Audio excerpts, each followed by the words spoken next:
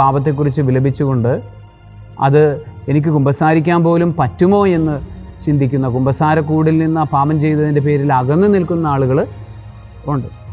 ചില ആളുകൾ പറയാറുണ്ട്, അച്ഛാ ഞാൻ ഇതേ പാപം തന്നെയാണ് വീണ്ടും വീണ്ടും ചെയ്തുകൊണ്ടിരിക്കുക, അതുകൊണ്ട് എനിക്കൊരു കുമ്പസാരിക്കാനായിട്ട് പോകാൻ പറ്റുമോ എന്ന് ചോദിക്കുന്നവരും ഉണ്ട്. അതും അതികഠിനമായ ആഴത്തിലുള്ള പാപബോധത്തിൽ നിന്ന് വരുന്ന ഒരു പ്രശ്നമാണ്, ഒരു പീഠയാണ്, പൈശാചിക പീഠയാണത്, ആത്മപീഠയാണത്.